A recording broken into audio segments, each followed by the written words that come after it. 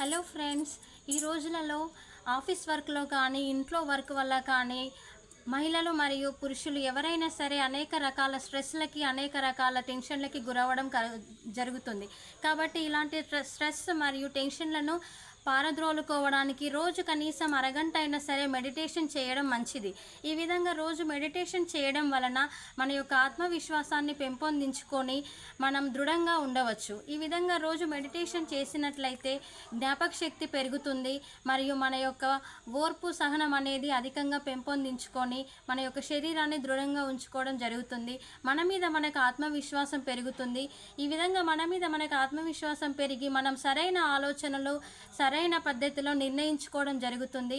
ఇలా సరైన పద్ధతిలో సరైన ఆలోచన చేసి మన యొక్క జీవితాన్ని ఒక సక్రమైన మార్గంలో రూపొందించుకోవడం జరుగుతుంది. కాబట్టి ఫ్రెండ్స్, రోజు కనీసం అరగంట అయినా మెడిటేషన్ చేయడం ప్రారంభించండి.